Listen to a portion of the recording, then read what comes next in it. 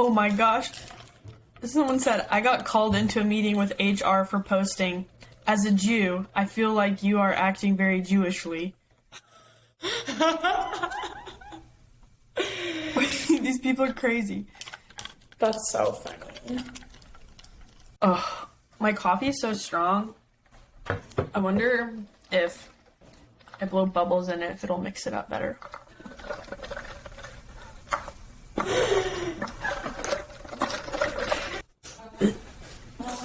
Coming. Okay, should we record? Let's do it. Episode 22. My background's a little... It's not my room. It's an Airbnb. It's a boy's room. Like, he's got race car calendars everywhere. Yu-Gi-Oh stuff. Oh my god. That's so random. Okay, should we get into it? Let's do it. What is up, Money Gang? It is your Queen of Stonks, the trading chick, and I'm accompanied by my lovely co-host, the blonde broker. Oh. And we have quite the episode in store for you today. Thankfully, last week was the first green week in like 7 weeks on the whole stock market. So traders, it's a happy weekend for us. There's no stress, long weekend, Memorial Day. It's just, life is good. Life is good. Yeah, I was actually shocked with how we kind of ended giving, like, this is a really long weekend since we have Monday off. But I wasn't complaining because I luckily got into Apple and Tesla. Oh, man. Praise Jesus. So, yeah, so I think, you know, the whole theme of this episode is bear market bounce. Are we in a bounce? Are we going to see a reversal? Or are we going to continue to see a downtrend? So amazing questions. Yeah, you guys will find out. Do we know? Do we have all the answers? You know, we don't really know, but we can just give you our hunch and what we feel like is going to happen. But yes, let's kick it off with introducing our presenting sponsor. Drum roll, please. Stock Twits, baby. Where we go to get a pulse of the market. When I wake up in the morning, the first thing I do is check to see which tickers are trending. So I just grab my phone, look over on the app. It's super easy to download. I look to see if the futures are green and hope that my crypto portfolio is up, which, not gonna lie, it hasn't been the best. But when I want to trade, I'm also able to look at the 1 hour chart to plan a perfect entry and exit for when I'm trading, and then also identifying different trend lines. So it's a very user-friendly mobile app. You guys should go check it out. Just see what other investors and traders are saying about stocks, cryptos, future, and, you know, see us in some of the little chat rooms every now and then. So Stock Twits, we love you guys. Yeah, we love you. Okay, also speaking of seeing what other traders are saying about stocks, I made a little list. It's definitely not comprehensive, but it's just a little list of my favorites and some fan favorites, companies that are at or below COVID lows or below pre-COVID lows. So are you ready for this list? Perfect. Yeah, I want to take some notes because this is take notes. This is a shopping cart. This is literally a shopping cart, guys. Yeah, this is a shopping cart. All of these stocks, basically, you know, they were at their 2020 highs. Whatever COVID happened, as we all know, the whole stock market took a tumble and then went down, and basically everything rebounded like 150% from those COVID lows. So if you got in there, you were really, really golden if you just sat and held. And these companies that I'm about to tell you not only came down past the 2020 highs, they have either touched COVID lows, almost hit COVID lows, or even crossed below COVID lows. So these companies are Netflix, Alibaba, which I, as a business owner, have been using a lot lately to order products that I just think would be too expensive to order in America. So I order them from China, and they're custom, so it's great. ARK Innovation, so ARKK, that is Kathy Wood's Innovation Fund. Honestly, it's taken a tumble. It's basically sitting at COVID lows right now. Everyone shits on her, including Jim Cramer. But I think that she is a visionary. I think that she is very, very smart. Blonde Broker, I'm turning you down a little bit. I can still hear you, but I'm turning you down just because of your typing. Oh, I panicked. I thought you could hear me breathing. Like, no, I was like, I'm oh, just no. turning you down a little bit. But There we go. I think that she is an innovator. I think that if you were to buy any of the ARK funds now and hold for 5 years, your portfolio will look really, really, really good. So that's one.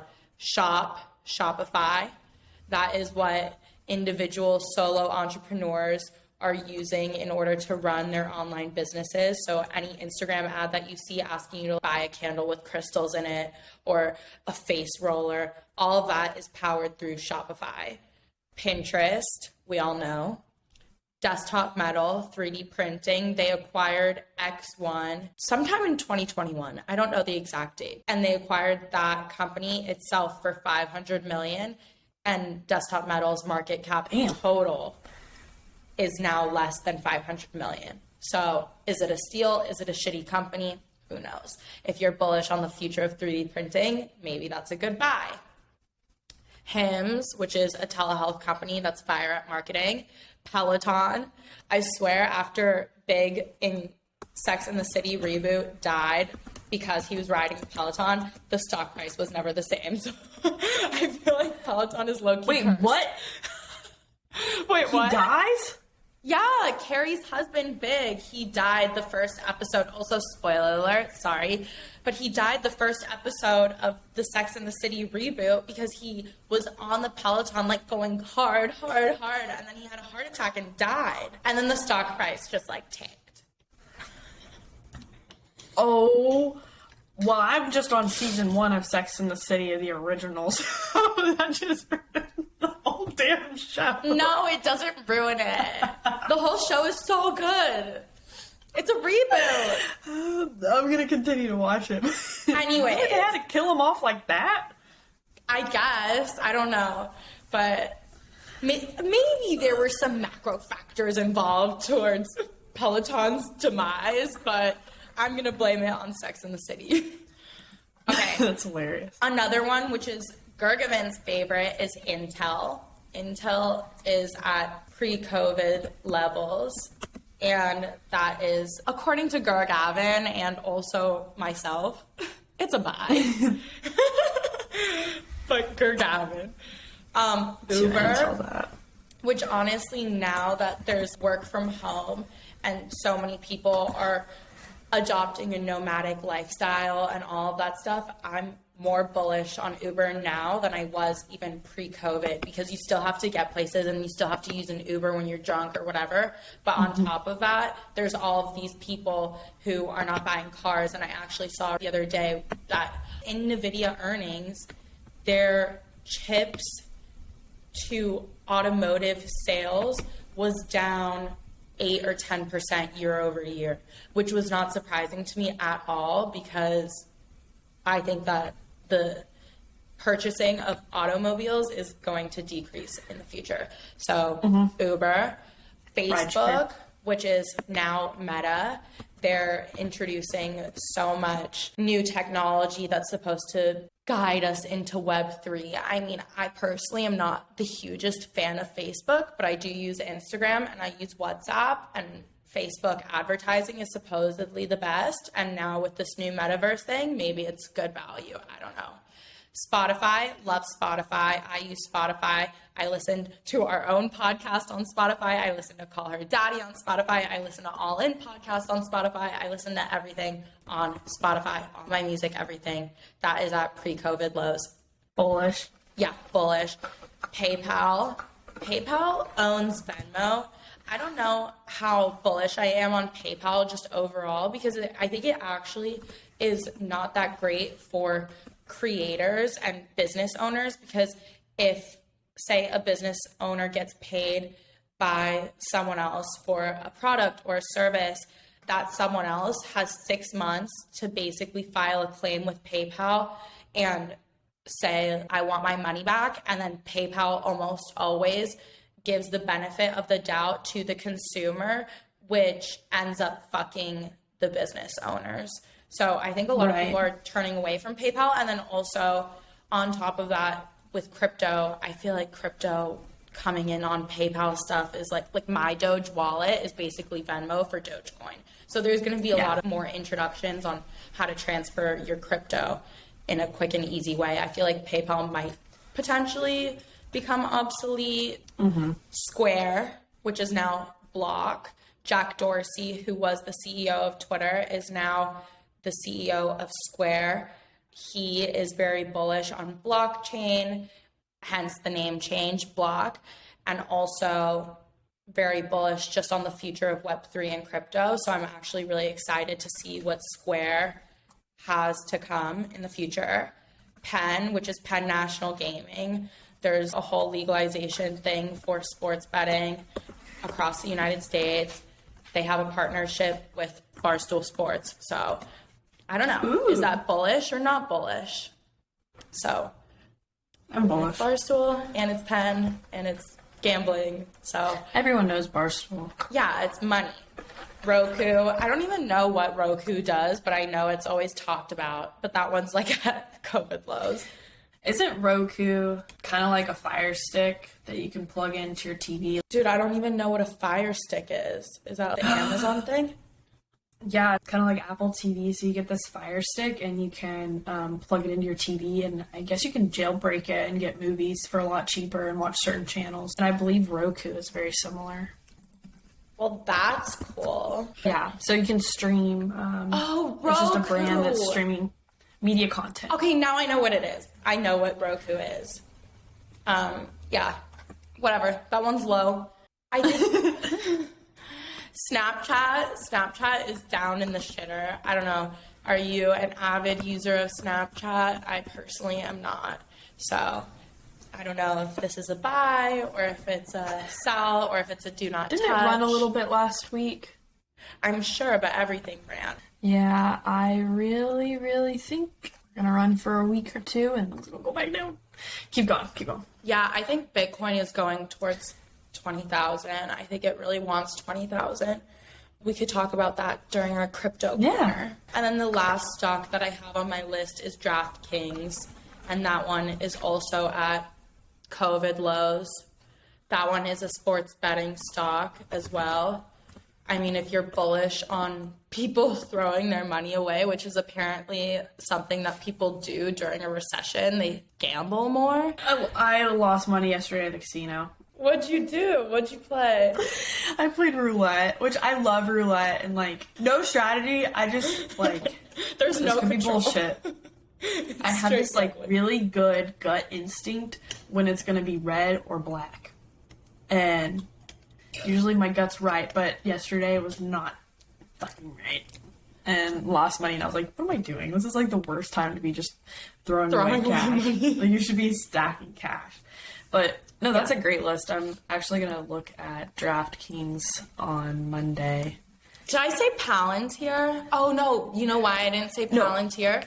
The reason I didn't say it is because Palantir was not a publicly traded stock when COVID was at its lows. That's why it's not on there. But Palantir is down super bad too. That was my biggest holding last year. I don't know if now is the time to buy, you know? Yeah, I like it. Definitely like Alibaba, Netflix, Hims. I feel like the ones that are down terrible, that are actually good companies, those you could just buy and sit on and it'll be good. But I don't know. I feel like Netflix fundamentally has a lot of issues. I was actually thinking about Netflix a lot this morning, and I just think that their business model has gone more towards quantity over quality, and they're just trying to have as many movies on there and shows as possible, but the quality has gone down so hard that HBO Max, I think, is significantly better. Amazon Prime gives you Amazon Prime, but it also gives you the ability to watch everything that's in Amazon and Hulu. I just feel like, you know, Netflix should maybe change their business model to refocus on quality. It is overwhelming getting on Netflix and be like, you know, I had an idea of what I wanted to watch, but now I'm completely overwhelmed. So, bear market rally. What is your definition of like a bear market rally? When you're in a bear market and a bunch of people are shorting the market and it goes down and it's very oversold, and then it kind of has this heavy pop and it goes up a lot, and then it could kind of trick people into thinking that that's going to be a sustained rally, but then something else bad happens, and because there's so much fragility already, and those people that were short probably already covered, and now they can re-short at a higher level, it'll just go down again, and it'll go down further. So that's kind of what I think is going to happen. I see Bitcoin. I've been looking at the chart almost every day, and you know, before all of this, I was never looking at the Bitcoin chart every day. But no, you did. You can. But I've been looking at it every day, and it was kind of flirting with the 30,000 level. And since 30,000 every day, it kind of just like has been pushing lower and lower. Like it goes up and then it pushes down, and it's just like now it's kind of at like 28,000, 29,000. I just feel like it's going to go to at least 20, maybe even less, because if you look at the pre-COVID levels, it's at $5,000. Yeah, I think there was a time in 2021 when crypto crashed and Bitcoin was at like 17,000, and you know, I think 18,000 is my target price for Bitcoin. So who knows if this is going to happen, you know, Q3, Q4, but crypto is not looking the best. I sold some of my Bitcoin this week at 29,600 or something. And then I actually bought Polygon Matic. Yeah. So Polygon just did a really big deal with Instagram, and Instagram just opened up an NFT marketplace. So now you can look at NFTs on Instagram. And it's with Polygon? With Polygon. Dude, see? So that's why I bought it. Like, well, I didn't know about that, but I saw that there. I'm like, that's the reason. That right there, that one I did not know. That's the reason. But my stomach just told me to do. No, but I saw on Twitter that they had all these partnerships with really, really, really cool companies that I respect a lot in all different types of industry. Like there were fashion companies and media companies and all of these different companies, and they all made partnerships with Polygon. I follow the CEO of Polygon, Ryan Wyatt, on Twitter and Instagram, so I always see what he's talking about. I think that the whole platform is really cool. I'm also adding to Dogecoin because I swear Elon and all of his friends have a secret plan to make Dogecoin the shit. So yeah, I do too. I think everyone's very hopeful. Like the Dogecoin believers from last year are all still hanging on. I feel like they know something that no one else knows. I don't know something that anyone else doesn't have the information to. I know that Elon is bullish on Dogecoin. He keeps adding payment method Dogecoin to SpaceX apparel and merch, to Tesla apparel and merch. And then his best friend, Bill, is one of the founders or a major investor in the My Doge wallet, which is the Venmo for Dogecoin. So it's like if Elon is pushing it on the Tesla and SpaceX level, and then his best friend is making a Venmo for Dogecoin, I just feel like it's a buy.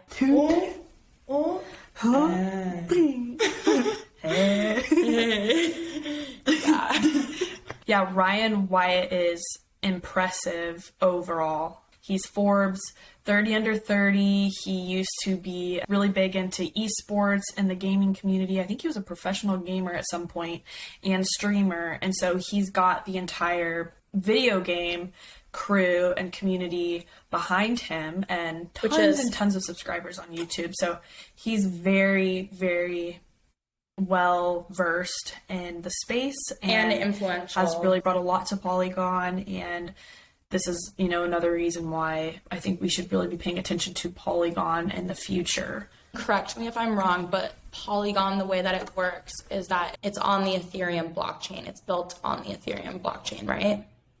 Yes, so it's basically, there's layer 0, layer 1, layer 2. This is a layer built on top of the chain. So uses the same, it's a dApp basically, which is a decentralized application. We've talked about that in a previous podcast, but within a blockchain, you can build on top of something. And so essentially Polygon is using a lot of the same protocol that Ethereum is using. Yes, but also it enables for lower gas fees, faster transaction times, and then also other dApps to be built on top of it, right? Correct. Okay. Yeah, correct. So Polygon is a cool company. And they have Polygon Studios, which is focused on gamers. Which is what Ryan runs, yeah. We should get him on the pod. I feel like he would come on the pod. He would come on. He would totally come on the pod. We should get him on the pod. Busy man. I think he's got little baby kids too. I know, so cute. But he would come on the pod for like 30 minutes. He'd come on the pod. He'd come on the pod. Okay, pending Ryan Wyatt with Polygon Studios. Yeah. Ryan, if you're hearing this, have your people contact my people. Just so everyone's clear too, Ryan is the CEO of Polygon Studios. That'd be really cool. Kathy Wood, we're still dreaming of you. Yeah, Kathy. Hey. You're a visionary. Hey. I hope I see her at a conference and can go talk to her again. Yeah, that's so cool that you got to meet her. I loved her. So they just started a crypto ETF. ARK is going to start transitioning towards the metaverse. Wow. My lip gloss be popping. My lip gloss be cool. Yeah. But yeah, speaking of crypto, I saw a new chart trending on Twitter, and it said Luna or Terra 2.0, and I was like, you've got to be kidding me. So Binance is going to list the Terra 2.0 coin that will be tradable, but I just have no idea how I feel about this. It's another train wreck waiting to happen. So for those of you who didn't listen to last week's episode, which I don't know why you would not, but for those of you who have missed out on a great hour, Luna 1.0 crashed, and basically if you had $1 billion in Luna, you had $1,000 after the fact. So it really fucked a lot of people. And now there's Luna 2.0, which just debuted, and it's already up. And I'm not even joking you, when I saw that Luna 2.0 was coming out, I was like, I should buy that. And then I completely forgot about it, so I didn't. But if I did, I would probably be a millionaire right now. Yeah, you would have done well. It hit $30 and then dropped 80% in the very first day of trading. You know, most people hold on to these coins. They're not like day trading them. They're actually just trying to invest for a long time. So I disagree. I think anyone who bought Luna 2.0 is just trying to get that initial pop of just money coming in.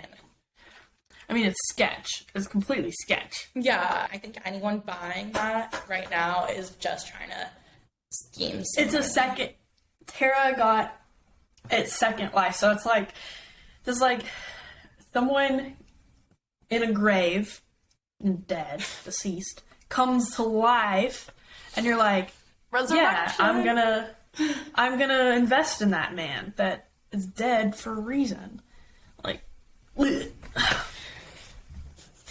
but so we'll see how Luna 2.0 is, and I believe they're going to be airdropping tokens to people. So I'm not touching it. Web 2 airdrop, you get like a dick pic in class. Web 3 airdrop, you could get like $40,000. Yeah, which one would you prefer? Definitely have never enjoyed the first one ever in my life. Why do y'all send those? Like, Please tell us why. Don't know. I don't want to see that. Nobody wants it. Dude, the tanning bed picture. Okay, so the one that I posted on my story, but he sent it to you too. Yeah, we've got this guy, which we both just found out. We both just found out he's been sending us DMs for a really, really long time. He's a muscular man. So I have opened the photos say, this media is sensitive, or like, do not open, or something, and I'm like, You're like, let me fucking open it! And it's a guy, and he's sending us pictures of his junk in his G-string. That's like beyond.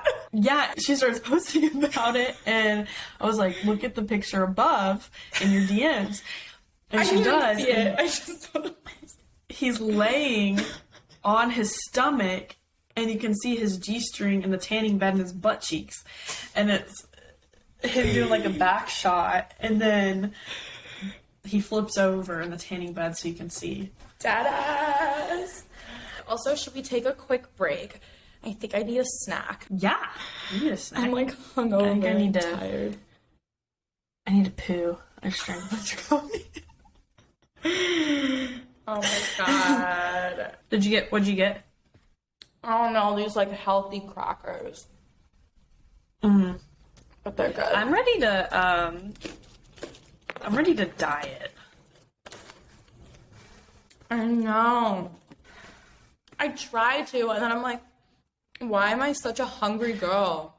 Let's talk about trying to trade during this time zone. My ass cannot wake up before 8, and you have to be up, I believe, at like 6 a.m. just to be ready to look at pre-market and get ready to trade at 6:30 a.m. And I just cannot do that. Literally. PST time zone is trash. I love Central and Eastern. I think Eastern might be my favorite.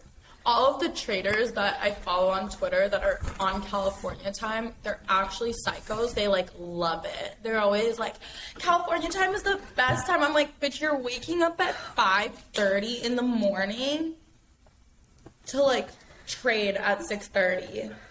What? I'm so discombobulated at that time. Like, so Friday was my first full day in California to trade. I missed market open. I missed a live trading session. I hopped on like 45 minutes into it. I was supposed to be live trading. Barely caught Apple and Tesla. Barely. And I was like, how do people do this every single day? And I get it. It's a routine. It's habitual. Like, you got to get into it, but not for me. Nope. And the thing is, too, I don't think that it's natural for your body to wake up in the dark. They must have some sort of lighting situation. I kind of wanted to talk about the gun laws, especially with it being so close to home. It's so sad. But the mass shooting that we had this week in Texas. Yeah, should we take a moment of silence for all of the families and all of the children and all of the humans that were affected? I think it just like pisses me off more than anything, because this was so close to home. My ex-boyfriend, this is a town that we would drive through to go to his family. It's only like 30-40 minutes away from his hometown. And you know, we were checking social media to see if it was any of our mutual friends or his friends' kids. Can't even imagine. That were at the school. It was like a rival school, and this was like the babies, like the little elementary school. And we saw that the police were outside for an hour while this was going on instead of going inside. And whether or not this is true, there was like off-duty cops that actually rushed in to do something about it. I saw that 3 different people that weren't even on the active police force, like at the scene, that they didn't do anything. So it's super sad that the guy was left inside for a long time, but that makes you think, how did he get the guns? Why was it so easy for him to go buy those guns? Clearly he's mentally what do we unstable. think about? Yeah, what do we think about the Second Amendment? What do we think about? Who was the guy? 18 or 19-year-old. We don't have to say his name, but young but still legal to buy a gun at that age. I feel like at 18 or 19, you don't even know anything. No, you don't know who you are. You still don't even know that in your 20s. You can't drink. So my initial thought was like, we have guns. My dad and my brother's on the Junior Olympic trap and skeet shooting team. We have been pro-gun, I think, our whole life, but this stuff makes me really sit and think about it. Like, do we need them? No. Would I care if we had them? Not really. Like, yeah. Should we raise it to 25? Yeah. Maybe. Yeah. My brother doesn't need to go buy one. I don't know. It's very conflicting, and I do think there needs to be a change because it's sickening. It's so sickening seeing that stuff. I'm getting just a little sweaty talking about it. I mean, the thing that I don't understand is why this has continued to go on in our country, and nothing has ever been done about it that actually makes a change. Nothing has been done. We're sending billions of dollars to all these other countries being like, we're going to help fix you. We're going to help fix you. We're going to fix you. Why don't we look internally and focus on fixing ourselves? Because this is a massive, massive problem. Those children are Americans and they deserve to be protected and they deserve to have a chance at life. That's literally the American dream, is being able to build the life that you've always wanted. And these children are unable to do that. And people say, oh, it's because that guy is crazy. There's crazy people everywhere. It's because that guy was crazy and able to buy an assault rifle, I don't know, where you can kill a bunch of people in a quick time. That's not right. Right. Yeah, and I think I saw something that was a comparison. The gun takes down elephants. It's not a little play gun that this kid was able to go purchase. And I think one tweet that I really liked that stuck out to me was Stock Lizard King's tweet. Did you want to talk about that? Yeah, so our friend Stock Lizard King tweeted 3 days ago, there are roughly 130,000 K through 12 schools in the United States. The U.S. has given $53 billion to Ukraine. That could have been $400,000 in security or education per K through 12 school. We need to focus on us. And I mean, I completely agree. It's not just the gun issue, it's also an issue of our school system being lacking. It's an issue of our gun laws being lacking. We have so many problems. And we just give money like executive order. Here, take it. If anything were to ever happen in America where we want to pass legislation to get XYZ funding for K through 12, it would take years. And it would be fought about. Like, why are we just allowing, oh, here, take our money in an executive order, and there's no executive orders being like, okay, you don't even have to touch the gun laws. Here's an extra allocation to every single public K through 12 school in the United States. This is to be for security. You need to hire, improve whatever facility you need to improve, add the security that needs to be added. Maybe during class time, you can't come into the school without a fob, right? That makes sense. Right. Because everyone's in their classes, everyone's sitting. It's a kind of a vulnerable position. Make everything key fob access. Who knows? There's so many options and so many ways that we can improve, and we just choose not to, because everything in this life is a choice. And also, it's not the people that are choosing not to, it's the leaders that are choosing not to.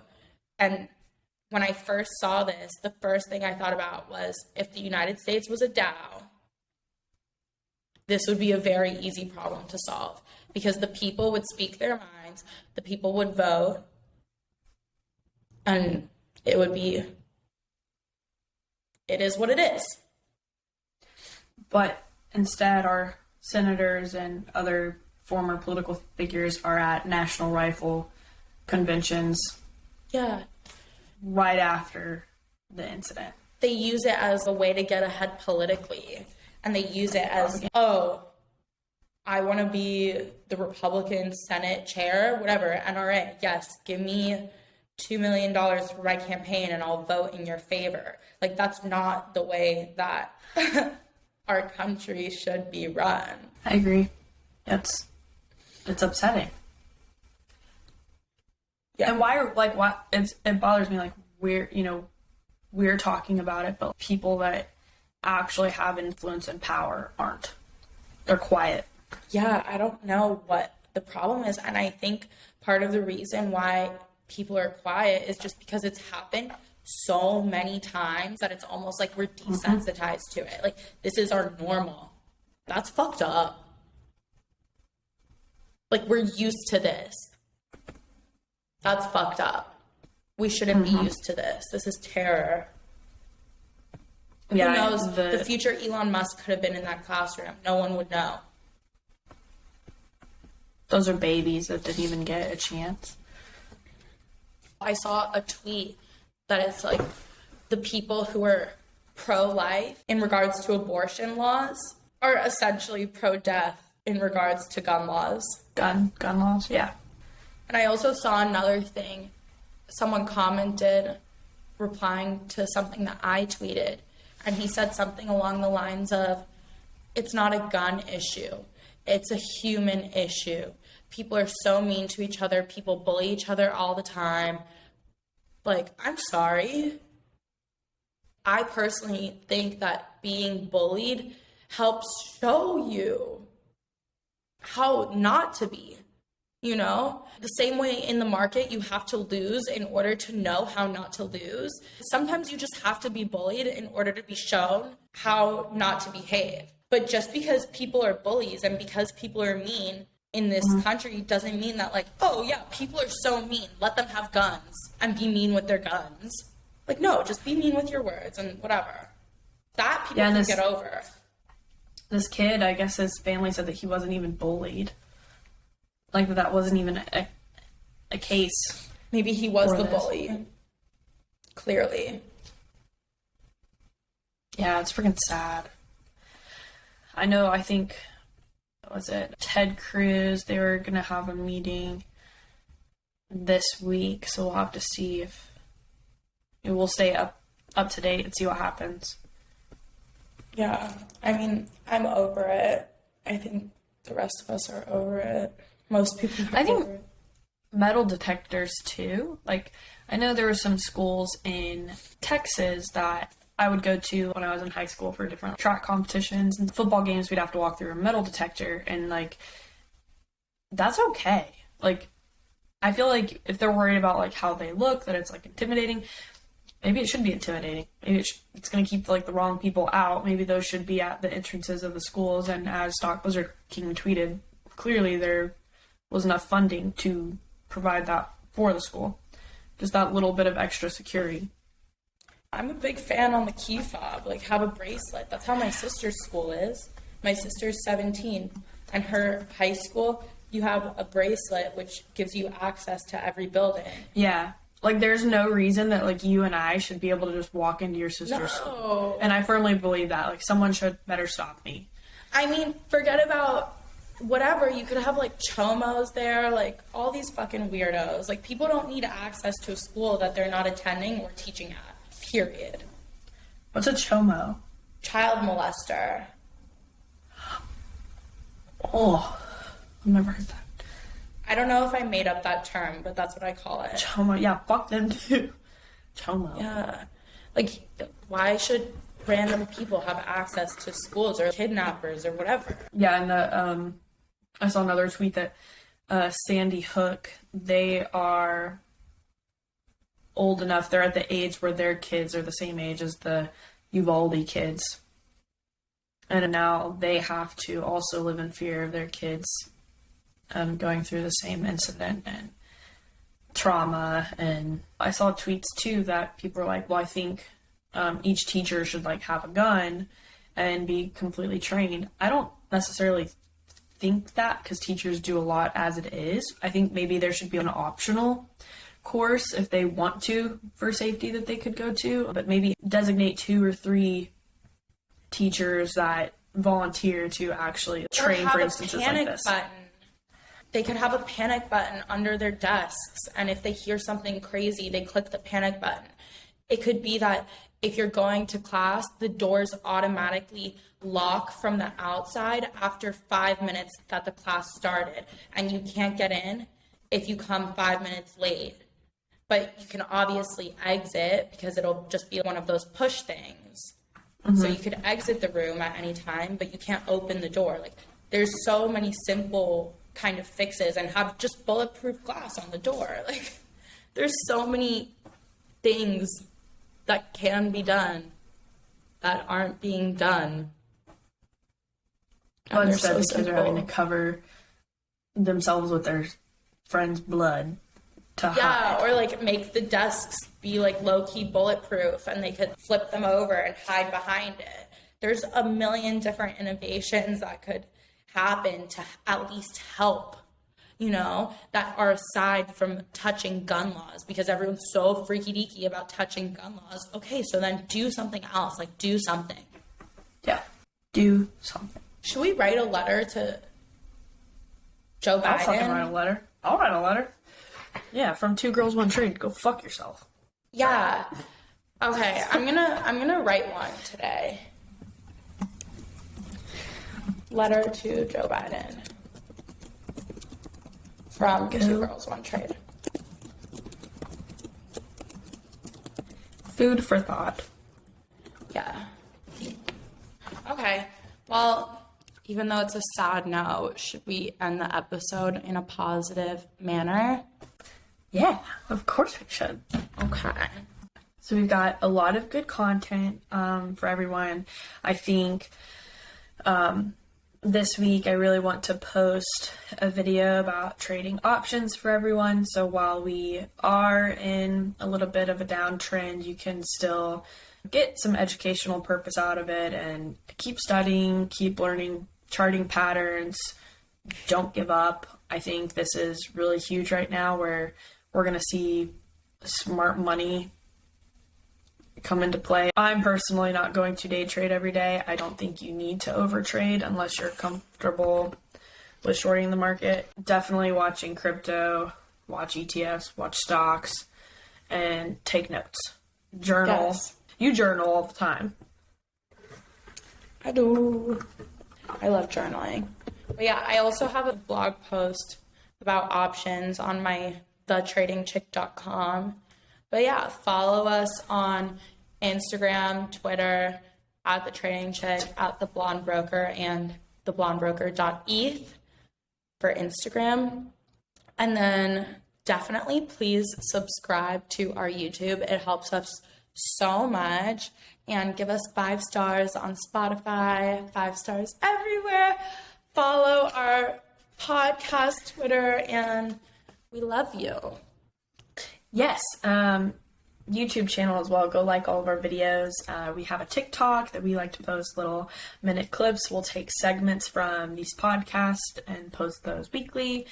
And we're working on getting merch for you guys. So if anybody listening has any design ideas and wants to send us something, we are definitely open to it. I think we're going to have some good stuff coming out soon. And on that note, what do we say in closing? I am healthy. I am wealthy. I am rich. I am that bitch. Period. 2 Girls, 1 Trade, signing off.